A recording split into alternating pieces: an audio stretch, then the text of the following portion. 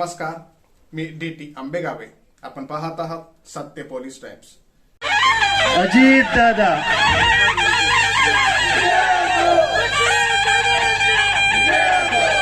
आपल्या भागाचे लोकप्रिय खासदार आमचे प्रदेशाध्यक्ष सुनील तटकरेजी, विधिमंडळात माझे सहकारी, आपल्या भागाचं विधिमंडळात प्रतिनिधित्व करत असणारी मंत्रिमंडळातील माझे सहकारी आदित्य तटकरे, मधुकर पाटील, दुसरे विधिमंडळातील सहकारी अनिकेत तटकरे, नाना भाऊड, विजयराव मोरे, सायलीताई दळवी, उत्तमराव जाधव, माधुरीताई कोलप, चंद्रकांत रोडे, गीताताई जाधव, जान्हवीताई शिंदे,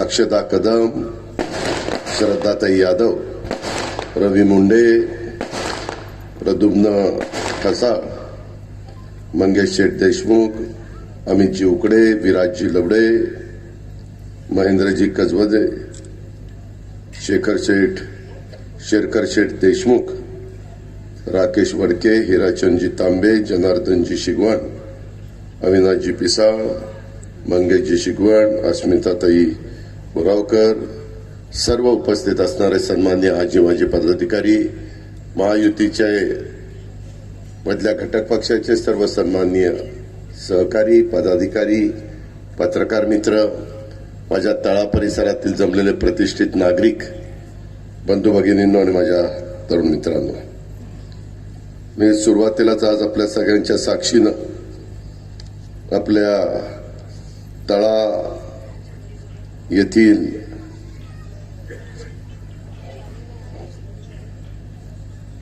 नळ पाणी पुरवठा योजनेचं भूमिपूजन झालं असं सुरुवातीला जाहीर करतो. कुठलाही, मी सगळीकडे महाराष्ट्रामध्ये फिरत असताना नेहमी सांगत असतो की कुठल्याही शहराचा जर खऱ्या अर्थाने सर्वांगीण विकास व्हायचा असेल तर तिथं राहत असणाऱ्या आमच्या माता भगिनी असतील, आमच्या मुली असतील, आमची पुरुष मंडळी असतील, त्यांना व्यवस्थितपणे पाणी हे मिळालं पाहिजे आणि त्याच्याकरता नीटपणे नियोजन असलं पाहिजे. आज इथं 13,70,00,000 रुपयाची ही योजना, ज्याच्यामध्ये राज्याचे प्रमुख एकनाथराव शिंदे साहेब असतील, देवेंद्र फडणवीसजी असतील, बाकीचे सगळे, उदय सामंत पालकमंत्री असतील, आदिती तटकरे असतील, सगळ्यांनीच प्रयत्न केला. अनेक वेगवेगळ्या राजकीय पक्षाच्या सहकारी मित्रांनी, कार्यकर्त्यांनी त्याचा पाठपुरावा केला आणि त्याच्यामुळं ही योजना मंजूर व्हायला मदत त्या ठिकाणी झालेली आहे. जवळपास 2054 ची लोकसंख्या विचारामध्ये घेऊन हे साधारण काम करण्याचा प्रयत्न राज्य सरकारने केलेला आहे. ह्या योजनेची काही वैशिष्ट्य आहेत आणि त्याच्यामध्ये वावा लघुपाट बांधारे योजना जे तळा तालुक्यातली आहे, हा उद्भव घेऊन साधारण 135 लिटर दरडोई दर दिवशी माझ्या तळाकरांना, नागरिकांना पाणी उपलब्ध झालं पाहिजे अशा प्रकारचं नियोजन NV एंटरप्राइजेस नाशिकचे या प्रकल्पाचे सल्लागार आहेत आणि ह्याच्यातून आपण 3 टाक्या वेगवेगळ्या ठिकाणी करतोय. 2 ESR आहे, 85,000 लिटरचा एक आहे, 2,10,000 लिटरचा एक ESR आहे आणि 2,70,000 लिटरचा GSR आहे. साधारण ह्या सगळ्या योजनेचं काम करत असताना मित्रांनो, अनेकदा मी बघितलं की योजना होते, त्याच्यातनं पाणी मिळतं, परंतु लाईट बिल भरण्याच्या करता अनंत अडचणी येतात. अलीकडच्या काळामध्ये राज्य सरकारने हे दुखणं दूर करण्याच्या करता साधारण सोलर सिस्टीमद्वारे आपल्या कोकणामध्ये 3-4 महिने 4 महिने साधारण पावसाचे असतात, सतत ढगाळ वातावरण असतं, त्यावेळेस सोलरमधनं जेवढं वीज निर्मिती व्हायला पाहिजे तेवढी होत नाही. परंतु आम्ही ज्या भागातनं प्रतिनिधित्व करतो, आमच्या भागामध्ये वर्षभरामध्ये 14 ते 15 इंच पाऊस पडतो वर्षभरामध्ये. त्याच्या उलट आपल्याकडं कित्येक 100 इंच पाऊस पडणारा हा सगळा परिसर. त्याच्यामुळे तिकडच्या भागात मराठवाडा असेल, पश्चिम महाराष्ट्राचा अवर्षण प्रवण भाग असेल, असे काही भाग आहेत की तिथं आपल्याला सोलर पॅनल बसून चांगली वीज मिळवण्याच्या करता प्रयत्न करता येतो. तरी देखील 75 केव्ही क्षमतेच्या सोलर सिस्टीमद्वारे वीज निर्मिती करण्याचा अंतर्भाव ह्या माझ्या तळा शहर पाणी पुरवठा योजनेच्या मध्ये घेतलेला आहे आणि त्याचा निश्चितपणे तुम्हाला नागरिकांना फायदा झाल्याशिवाय राहणार नाही. त्याच्यामुळे तुमच्या वीज बिलामध्ये लक्षणीय अशा प्रकारची बचत होईल आणि हे योजना नगरपंचायतीचं दायित्व न बनता मालमत्ता म्हणून उपयोगात तुम्हाला सगळ्यांना आणता येईल. नंतर मात्र त्या पाण्याची व्यवस्थितपणे विल्हेवाट, त्याच्यातनं दुसऱ्या कुणाला त्रास होणार नाही. त्याच्यामध्ये सिवरेज ट्रीटमेंट प्लांट असतील. मी नेहमी माझ्या कोकणामध्ये आल्यानंतर सिंधुदुर्ग, रायगड, रत्नागिरी, पालघर या सगळ्या भागामध्ये सांगत असतो की बाबांनो, तुम्हाला तर एक एवढा लांबीचा समुद्र किनारा मिळालेला आहे. 720 किलोमीटर लांबीचा समुद्र किनारा, इतकं सुंदर अशा प्रकारे निसर्गाने उधळण इथं केलेली आहे. इतकी सुंदर झाडी आहे. लोक अनेक सुट्ट्यांच्या दिवशी वेगवेगळ्या भागातले, मुंबईतले असतील किंवा पुण्यातले असतील, आजूबाजूच्या कुठल्याही भागातल्या लोकांची थोडीशी आर्थिक परिस्थिती सुधारलेली आहे. स्वतःची गाडी घेऊन, मुलाबाळांना घेऊन, मित्रपरिवाराला घेऊन या परिसरामध्ये ते येत असतात आणि त्याच्यामुळे या परिसराला पर्यटनाच्या माध्यमातून कसं आपल्याला जास्तीत जास्त प्रोत्साहन देता येईल अशा प्रकारचा प्रयत्न खासदार, आमदार, आम्ही लोक, मंत्री आमच्या सगळ्यांचा चाललेला आहे. मी तर पर्यटनाला जास्तीत जास्त निधी, अर्थ खात्याची जबाबदारी माझ्यासारख्या कार्यकर्त्यावर अनेक वर्ष या राज्यातल्या सहकाऱ्यांनी सोपवलेली आहे. आज देखील मी इथंच काम करतोय. हे काम करत असताना 6 लाख कोटीचं साधारण माझा अर्थसंकल्प आपला असतो आणि त्याच्यातून पगाराला साधारण 2.5-3 लाख कोटी रुपये जातात आणि बाकीचे 3-1 लाख कोटी रुपये आपण डेव्हलपमेंटच्या करता वेगवेगळ्या आपल्या योजना असतात, वेगवेगळ्या आपल्या सवलती असतात. त्याच्यामध्ये आपण वेगवेगळ्या घटकाला इतरांच्या बरोबरीने आणण्याच्या करता अनेक योजना डायरेक्ट त्यांच्याकरता तो लाभ देण्याचा प्रयत्न करत असतो. जसं देशाचे पंतप्रधान नरेंद्र मोदी साहेबांनी शेतकरी वर्गाच्या करता 500 रुपये पर महिना, 6,000 रुपये वर्षाला अशा प्रकारची योजना आणली.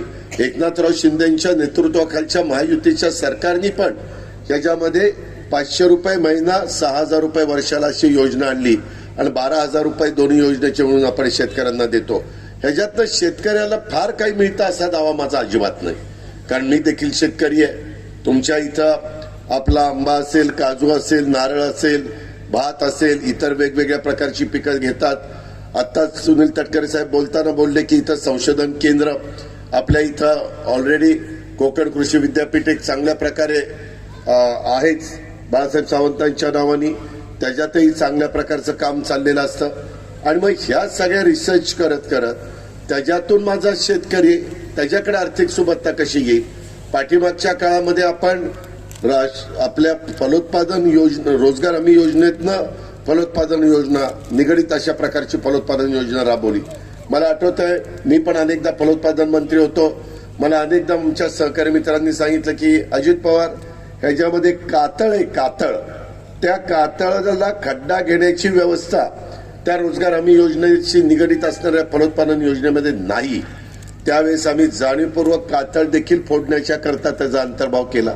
साधारण आमचा प्रयत्न असा असतो की आपण लोकांच्या मध्ये वावरत असताना, लोकांच्या मध्ये फिरत असताना ज्या अतिशय महत्वाच्या बाबी आहेत, त्या महत्वाच्या बाबी त्या सर्वसामान्य माणसांच्या करता द्यायच्याच असतात. आपण सरकारमध्ये काम करत असताना मिळालेल्या सत्तेचा वापर हा सर्वसामान्य माणसांचे प्रश्न सोडवण्याच्या करता करायचा असतो. ही खऱ्या अर्थाने आजपर्यंतची परंपरा. परंतु मित्रांनो, अलीकडचा काळ थोडासा वेगळा झालेला आहे. आपण बघतोय आज आम्ही राष्ट्रवादी काँग्रेस पक्ष तसा बघितलं तर युगपुरुष छत्रपती शिवाजी महाराजांची विचारधारा पुढे नेणारा पक्ष आहे. त्या विचारधारेतनं शाहू फुले आंबेडकरांचा विचार हा देखील त्याच्यामध्ये आपल्याला पुढे न्यायचा आहे. त्याच्यामध्ये सेक्युलर विचार हा निश्चितपणे आमचा आहे. सर्व जाती धर्माच्या लोकांनी गुण्या गोविंदांनी राहावं. कुणी एकमेकाचा दुस्वास करू नये, कुणी एकमेकाला नावं ठेवू नये, कुणी एकमेकाचे पाय ओढण्याचं काम करू नये. परंतु कधी कधी राज्यामध्ये किंवा देशातल्या काही भागामध्ये एखादी घटना घडते, त्यावेळेस मनाला वेदना होतात. तुम्हाला सगळ्यांना माहिती आहे, 1960ला संयुक्त महाराष्ट्राचा मंगल कलश ज्यावेळेस यशवंतराव चव्हाण साहेबांनी आणला, खऱ्या अर्थाने महाराष्ट्राला सुसंस्कृत महाराष्ट्र कसा असला पाहिजे, त्याच्यामध्ये साहित्य, कला, संस्कृती, क्रीडा याही क्षेत्राला वाव देत असताना जर उद्या कोण मोठ्या साहित्यिकांनी, लेखकांनी जर काही टीका टिप्पणी केली तर ती तेवढ्याच सहजपणे घेण्याचं आणि त्याच्याबद्दलचा कुठलाही कमरेखाली वार न करण्याचं अशा प्रकारची चव्हाण साहेबांची परंपरा होती. मित्रांनो, आज आपण काय बघतोय, परवा ज्या काही घटना घडल्या आपल्याला पटत नाही. कुणी पक्षाच्यांनी कुठं एकमेकाला दगड मारायची, एकमेकाच्या बद्दल अतिशय खालच्या पातळीवर बोलायचं हे बरोबर नाहीये. शेवटी विचारधारा वेगवेगळी असू शकते. प्रत्येकाला संविधानाने, डॉक्टर बाबासाहेब आंबेडकरांनी मताचा अधिकार जसा दिलाय तसा विचार मांडण्याचा पण अधिकार दिलाय. तो विचार मांडत असताना कुणाच्या भावना दुखवल्या जाणार नाही. त्याच्यामध्ये ज्या काही नियमावली ठरलेली आहे त्या नियमावलीचे शब्दच त्याच्यामध्ये वापरले गेले पाहिजे. परंतु तसं घडताना दिसत नाही. कधी कधी जनावरांची उपमा कुणाला तरी दिली जाते, कधी आणखीन काहीतरी केलं जातं. हे आपल्या महाराष्ट्राला परवडणार नाही. आता नवीन पिढीला तर ते अजिबात आवडत नाही. पूर्वीचा काळ वेगळा होता, आताचा काळ वेगळा आहे. नवीन पिढी ही आता इन्फॉर्मेशन टेक्नॉलॉजी, बायोटेक्नॉलॉजी एवढं जग पुढे चाललेलं आहे आणि त्याच्यातनं अतिशय मजबूत अशा प्रकारे नरेंद्र मोदी साहेबांचं नेतृत्व या देशाला मिळालेलं आहे. दोनदा ते देशाचे पंतप्रधान झालेले. आपल्याला महायुतीच्या माध्यमातून त्यांना तिसऱ्यांदा देशाचं पंतप्रधान बनवायचंय. ते बनवत असताना महायुतीचे 48 जागा आम्ही सगळेजण मिळून जे उभे करणार आहोत, लढवणार आहोत, तिथले सर्वच्या सर्व जागा निवडून आणण्याच्या करता त्याच्यामध्ये शिवसेना असेल, त्यामध्ये भारतीय जनता पक्ष असेल, त्यामध्ये राष्ट्रवादी काँग्रेस पक्ष असेल, त्यामध्ये आरपीआय आठवले गट असेल, त्यामध्ये इतर मित्र पक्ष असतील, ह्या सगळ्यांनी आणि जनतेने पण हा विचार केला पाहिजे की 135-40 कोटी असणारी लोकसंख्येचा देश हा आज जगामध्ये 5व्या क्रमांकावर अर्थव्यवस्था मोदी साहेबांच्या नेतृत्वाखाली जगात आपली झालेली आहे. ती आता त्यांना 2028 पर्यंत 3ऱ्या क्रमांकावर आणायची. त्याच्यातनं साहजिकच आर्थिक सुबत्ता येणार, बदल होणार, लोकांचं राहणीमान बदलणार, त्याच्यातनं रोजगार निर्माण होणार आणि ह्या सगळ्या गोष्टी करत असताना जर 5 लाख ट्रिलियन डॉलरची ही आपण अर्थव्यवस्था आणत असताना महाराष्ट्राची पण $1 ट्रिलियन अर्थव्यवस्था झाली पाहिजे. $5 ट्रिलियन अर्थव्यवस्था देशाची करत असताना तसा प्रयत्न एकनाथराव शिंदे, देवेंद्रजी, मी आणि आमची सगळी टीम ती या ठिकाणी करते. त्याच्यामध्ये तुमचा सगळ्यांचा पाठिंबा आहे आणि त्याच्यातून तज्ञ लोकांशी पण चर्चा करतो. परवाच आपल्या राज्याचे मुख्यमंत्री दावोसला गेलेले होते. तिथनं पण काही लाख कोटीची गुंतवणूक ही एमओयू करण्यात आलेली आहे. हुंदाईचा प्रकल्प आता लवकरच आपल्या महाराष्ट्रामध्ये त्या ठिकाणी येऊ घातलेला आहे. इतर पण वेगवेगळ्या प्रकारचे प्रकल्प आणायचे. प्रकल्प आणताना आपल्या नैसर्गिक जी देण निसर्गाने आपल्याला दिलेली आहे, जे काही उधळण आपल्या सगळ्यांच्यावर केलेली आहे, त्याला कुठेही धक्का लागता कामा नये. मागच्याही काळामध्ये तुम्हाला आठवत असेल एनरॉनचा काळ, की याच्यातनं कोकणचं सगळं निसर्ग सौंदर्य धुळीच मिळणारे, अमुक होणारे, तमुक होणारे. तसं नाही. राज्यकर्ते जरी कुणी असले तरी ते राज्याचं भलंच बघतात. त्याच्यामध्ये त्याच्याशिवाय जनता त्यांच्या पाठीशी उभी राहूच शकत नाही. जनतेला कळलं की हे काहीतरी वेगळंच करायला लागले तर आपली जनता फार हुशार आहे. पाठीमागच्या काळामध्ये ज्या जनतेने इंदिराजींनाच डोक्यावर घेतलेलं होतं, त्याच इंदिराजींना 77ला आणीबाणी आणल्यानंतर जनतेला नाही आवडलं. पार जम्मू काश्मीर पासून कन्याकुमारी पर्यंत सगळीकडे त्यावेळेस त्या पक्षाची काय दाणादाण झाली आणि स्वतः इंदिराजींना पण पराभूत व्हावं लागलं. परंतु त्याच्यानंतरच्या काळात ज्यांना निवडून दिलं त्यांनी काही फार चांगला कारभार केला नाही आणि त्याच्यामुळे पुन्हा 80ला इंदिराजी आल्या. हे मतांचा अधिकार जो तुम्हाला आहे त्याची जबरदस्त ताकद तुमच्यामध्ये आहे आणि तुम्हाला कुठं कधी काय करायचं हे चांगली माहिती आहे.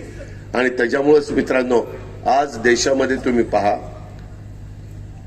अनेक नेते डोळ्यासमोर आणा. आज एकीकडं एनडीएचे नरेंद्र मोदी साहेब आहेत, दुसऱ्या बाजूला कोण नेता आहे, कोण या देशाचं नेतृत्व करू शकतो, कुणाचा अभ्यास आहे, कुणाचा त्याच्या संदर्भातले बारकावे ह्या सगळ्या गोष्टीचं ज्ञान आहे. काही काहींचे जे नेते म्हणून पुढे येऊ पाहतात त्यांची काही काही वक्तव्य ऐकल्यानंतर आपल्यालाच कळत नाही की आपण काय करतोय आणि काय ऐकतोय. त्यांनी मधीच सगळ्यांनी विरोधकांनी ठरवलं की आम्ही आता आमचे एनडीए का आघाडी काहीतरी करणार. त्याच्यामध्ये 2 मिटिंगा झाल्या की तिसऱ्या मिटिंगला ममता बॅनर्जी पश्चिम बंगालच्या मुख्यमंत्री म्हणल्या माझं तुमचं जमणार नाही, मी माझी स्वतंत्र लढणार. ते कुठं ऐकतोय ना ऐकतो तोच मान म्हणून पंजाबचे मुख्यमंत्री म्हणले आमचंही तुमचं जमणार नाही, आम्ही सगळ्या जागा लढवणार. अखिलेश यादवांनी उत्तर प्रदेशमध्ये सांगितलं की मी 13 जागा देईन, बाकीच्या सगळ्या मी लढवीन. त्याच्यानंतरच्या काळामध्ये नितीश कुमार आणि लालू प्रसाद यादव हे बरोबर होते, परंतु लालू प्रसाद यादवांनी काहीतरी नितीश कुमारांनाच अडचणीत आणायचं ठरवलं. नितीश कुमारांनी त्यांचा नाद सोडला, पुन्हा ते भारतीय जनता पक्षाच्या बरोबर सरकार करून मोकळे झाले. परवा काहीतरी दिवसापूर्वी फारुख अब्दुल्लांनी पण सांगितलं मी माझा स्वतंत्र लढणार. मित्रांनो, एवढ्या मोठ्या देशाचा कारभार करत असताना वेगवेगळ्या विचाराची लोक अजून कशातच काही नाही, अजून आचारसंहिता नाही तोपर्यंत त्यांचे 4 दिशेला 4 तोंड व्हायला लागलेले आहेत, वेगवेगळ्या ठिकाणी जायला लागलेले आहेत. तळा परिसरातले माझे नागरिक सुज्ञ आहेत. तुम्ही त्या ठिकाणी देशाचं भलं कशात आहे, देशाला खऱ्या अर्थाने व्हिजन दाखवणारा नेतृत्व कोण आहे, अलीकडच्या काळामध्ये नॅशनल हायवे मोठ्या प्रमाणावर कसे झालेले आहेत, अलीकडच्या काळामध्ये कोस्टल रोड असतील, विमानतळ असतील, वंदे भारत ट्रेन असतील, वेगवेगळ्या प्रकारे गोरगरीब जनतेला भूमिहीन लोकांना 2-2 कोटी घरकुलाचा कार्यक्रम राबवण्याचं काम कोण करतंय. 80 कोटीपेक्षा जास्त जनतेला इथं एकही उपाशी पोटी माझ्या भारतामध्ये राहू नये म्हणून मोफत धान्य देण्याचं काम कोण त्या ठिकाणी करतंय. ह्या सगळ्याचा साकल्याने विचार केला पाहिजे. काही जण टीका करतात की बाबा हे फक्त अडाणी अंबानीचंच कौतुक करतात आणि त्यांनाच मदत करतात. मित्रांनो, हा धादांत खोटा आरोप आहे. मी ज्यावेळेस राजकारणात आलो, आम्ही लहानपणी बघायचो आपल्या भारतामध्ये सगळे लोक म्हणायचे टाटा बिर्ला मोठी लोक आहेत. सगळ्यांच्या तोंडात टाटा बिर्ला टाटा बिर्ला टाटा बिर्ला नाव होतं. त्याच्यानंतरच्या काळामध्ये चित्र बदलत गेलं. काळानुरूप वेगवेगळे लोक पुढे येतात. धीरूभाई अंबानी त्यावेळेस पुढे आले. त्याच्यानंतरच्या काळामध्ये मुकेश अंबानीने ती रिलायन्स हे अतिशय चांगल्या पद्धतीने कंपनी सांभाळली आणि त्याच्यातनं ते कष्टाने पुढे आले. ते काही कुणाला फसवून पुढे आलेत. त्याच्यामध्ये हा विचार केला पाहिजे. बरं, त्यांनी ज्या पद्धतीनं त्यांची कंपनी पुढे आणली त्याच्यातनं लाखो युवकांना लाखो युवतींना रोजगार मिळाला ना. आज कितीतरी मोठ्या वेगवेगळ्या क्षेत्रामध्ये ते आहे. तीच गोष्ट अडाणींची. मी या उद्योगपतींचं समर्थन करतो असं अजिबात म्हणू नका, मनात आणू नका. शेवटी ज्याच्यातनं आपल्या राज्यातल्या किंवा देशातल्या जनतेचं भलं होणार आहे, त्याच्यातनं वेगवेगळ्या प्रकारे अर्थव्यवस्थेला बळकटी येणार आहे, ह्या बाबतीमध्ये ज्यांचा कारभार स्वच्छ आहे अशा लोकांच्या पाठीशी आपण उभं राहिलं पाहिजे, अशा प्रकारची माझी भावना आहे. उगीच विरोधाला विरोध करण्याच्या करता या लोकांची नावं घ्यायची आणि हे असेच आहेत हे तसेच आहेत अशा पद्धतीनं सांगायचं, मित्रांनो, ते काही खरं नाही. आज तुम्ही आम्ही पण बघतो एखादा छोटा मोठा व्यवसाय करायचा म्हटलं तर किती त्याला अडचणी येतात आणि त्या पद्धतीनं आपण त्या व्यवसायाला सामोरं जात असतो. ह्याचा पण कुठेतरी खुणगात आपण मागांशी बाळगली पाहिजे. आत्ताच बोलत असताना सुनील तटकरे यांनी पण काही भूमिका मांडली. ते म्हणले गिरणा नदीवर खाडीवर पूल पाहिजे. जरूर त्याच्या संदर्भामध्ये मला त्याची माहिती, माझा डिक्ले म्हणून प्रायव्हेट सेक्रेटरी आहे, त्याला मी स्पष्ट सांगतो त्याचं ताबडतोब प्लॅन इस्टिमेट मागवा, आपण त्यांना मंजुरी देऊ. मागाशी बोलत असताना आमच्यातल्या काही सहकारी मित्रांनी सांगितलं की आमच्या तळाला एक तर ग्रामपंचायत होती. मीच पाठीमागं मंत्रिमंडळामध्ये असताना सुनील तटकरे साहेबांना आठवत असेल, माझ्या काय डोक्यात विचार आला, मी म्हणलं त्यावेळेस कॅबिनेटला की बाबा जी तालुक्याची ठिकाण आहेत आणि तिथं आजही ग्रामपंचायत आहे, त्याच्यामुळे त्या तालुक्याच्या ग्रामपंचायतीला नगरपंचायत किंवा नगरपालिका किंवा नगर परिषद झाल्यावर जो निधी मिळतो तसा निधी मिळत नाही. मग गावचे प्रश्न सुटत नाही. मग म्हणायला तालुका, म्हणायला तालुक्याचं ठिकाण आणि एखादं खेडं असल्यासारखंच ते राहतं. म्हणून जे जिल्ह्याची ठिकाणं आहेत तिथं अधिक सोयी आपण दिल्या पाहिजेत. पहिलं अंडरग्राऊंड त्याच्यामध्ये पाईपलाईन किंवा सिवरेज ट्रीटमेंट प्लांट हे सगळ्या गोष्टी तिथं केल्या पाहिजेत आणि तालुक्याच्या ठिकाणाला 2 नंबरला पण संधी दिली पाहिजे. आणि त्याच्यातनं जिथं अजून ग्रामपंचायतीचं आहे त्या, कारण काही काही ठिकाणी मी आता येताना बघत होतो इतक्या जवळजवळ इमारती आहेत की ह्या खिशात या इमारतीत उभं राहिलं आणि त्या इमारतीत उभं राहिलं की सेकंड हँड पण करता येईल. कुठंही किती फूट सोडायचं, काय सोडायचं, सेटबॅक किती, पाठीमागे किती, दोन्ही साईडला किती, काही नाही. ग्रामपंचायत म्हणल्यावर काय, सरपंचाला गेलं, सरपंच असं करून द्या, ठीक आहे करून घेतो, चल झालं काम. अशा पद्धतीनं व्यवहार ग्रामीण भागामध्ये चालतात. पण नगरपंचायत, नगर परिषद, नगरपालिका हे झाल्यावर महानगरपालिका त्याचे काही नियम आहेत. टाउन प्लॅनिंग होतं व्यवस्थित, डेव्हलपमेंट प्लॅन होतो, त्याच्यामध्ये वेगवेगळ्या पद्धतीचा निधी येतो, स्मार्ट सिटीच्या निमित्तानं निधी येतो, वेगवेगळ्या योजना असतात, केंद्राच्या असतात, राज्याच्या असतात, त्याच्यातनं निधी येतो आणि तो आला पाहिजे. आज देखील तुमची योजना होती, तुम्हाला नगरपालिकेचं पण मगाशी बोलताना सहज 4-5 कोटीचं आम्हाला इमारत बांधून द्या, त्याच्यामध्ये जागा आहे का नाही बघा. मला 5 कोटी तुम्हाला द्यायला फार काही जड नाहीये.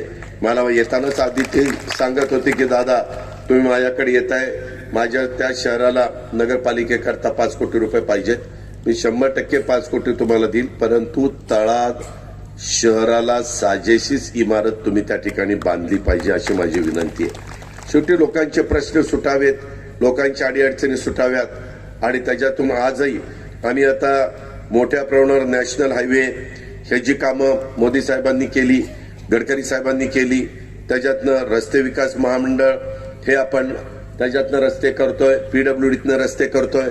परवा आम्ही ग्रामविकास, अनेक आमदार, अनेक मंत्रिमंडळातले सहकारी, आम्हाला व्हिलेज रोडला आणि ओडीआरला पैसा नाहीये आणि त्याची दयनीय अवस्था झाली. काही कारणानिमित्त ओबीसींना प्रतिनिधित्व जिल्हा परिषदेमध्ये मिळालं पाहिजे, तालुका पंचायतीला मिळालं पाहिजे म्हणून काही जण कोर्टामध्ये गेली, कारण तिथं मागासवर्गीय आदिवासी शेड्यूल ट्राईबला प्रतिनिधित्व आहे पण ओबीसीला नाहीये, बाकी सगळे सर्वसाधारण मध्ये घातले. हा ओबीसींच्यावर अन्याय आहे.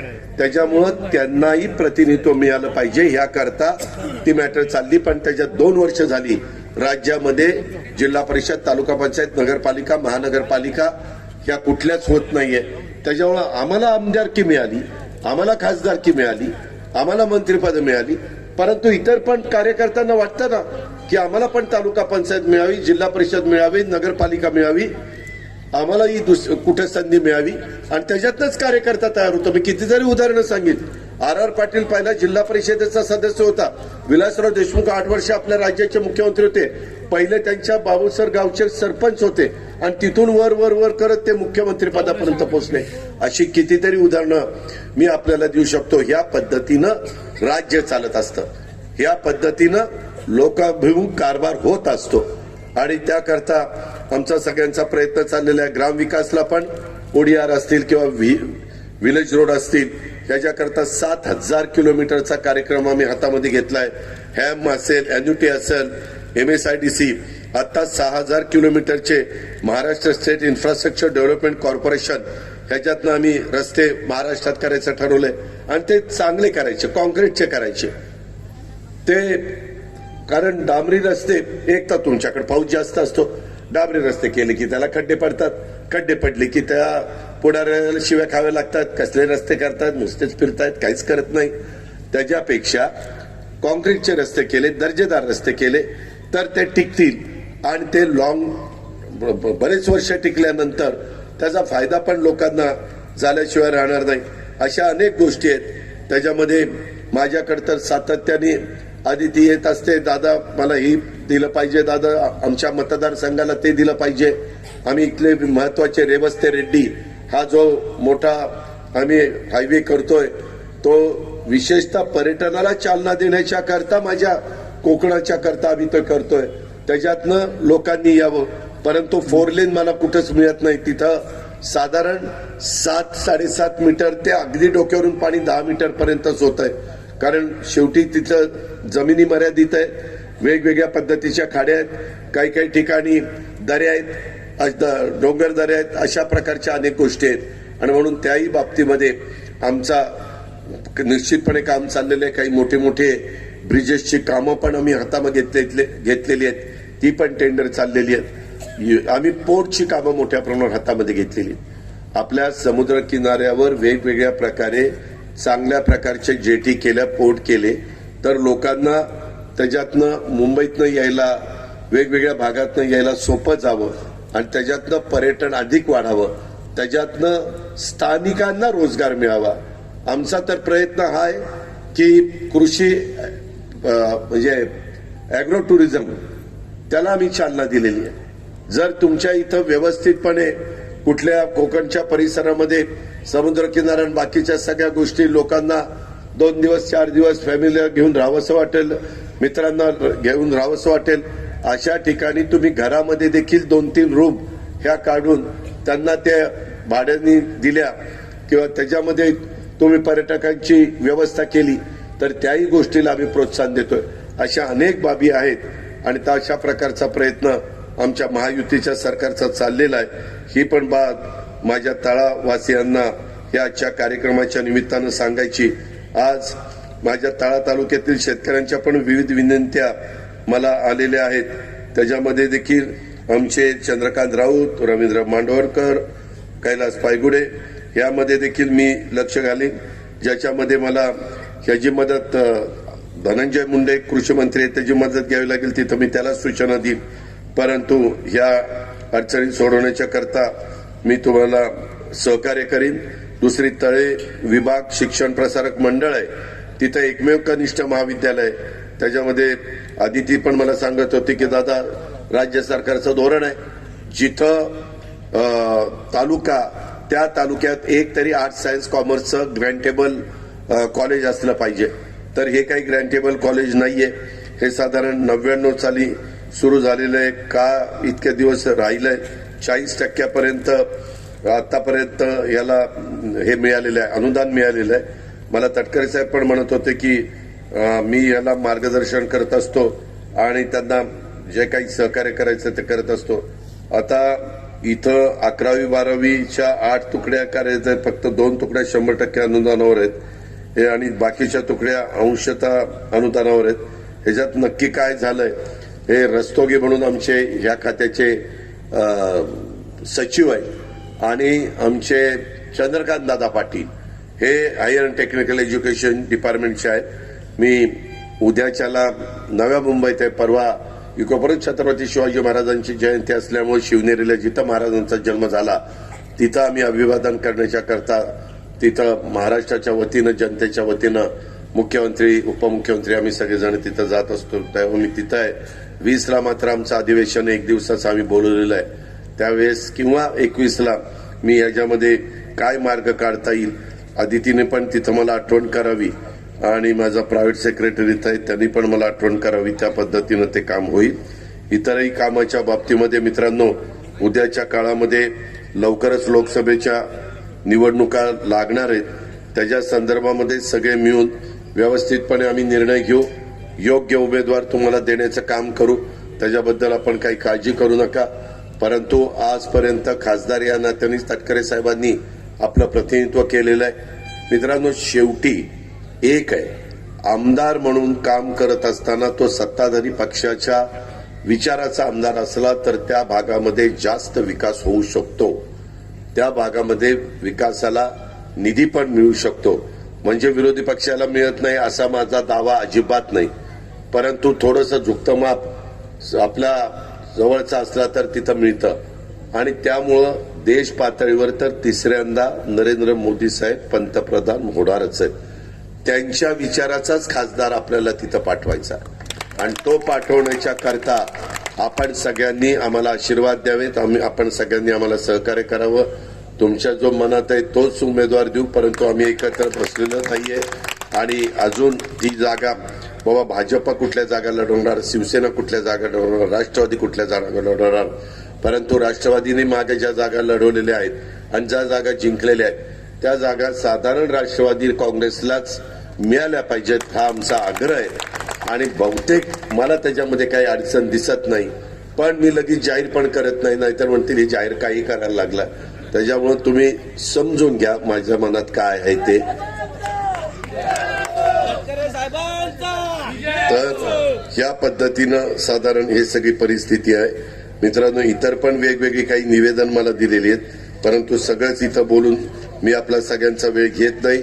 इथं आमचं शिवसेना, भाजप, राष्ट्रवादी काँग्रेस आणि मित्रपक्ष यांनी सगळ्यांनी एकोप्याने काम करावं. आज नगरपालिकेमध्ये तुम्ही नगरपंचायतीमध्ये चांगल्या पद्धतीनं काम करताय, त्याला कुठेही दृष्ट लागून देऊ नका. अशाच पद्धतीनं चांगलं काम करा. एकनाथराव शिंदे असतील, देवेंद्र फडणवीस असतील, मी असेल, जेवढं काही तळा आणि या सगळ्या परिसराला देता येईल, कोकणला देता येईल, ते देण्याच्या करता महायुतीचं सरकार कुठं कमी पडणार नाही हा शब्द तळाकरांना देतो आणि आपल्या सगळ्यांची रजा घेतो. जय हिंद, जय महाराष्ट्र. धन्यवाद. सामान्य जनतेचा बुलंद आवाज, सत्य पोलीस टाइम्स.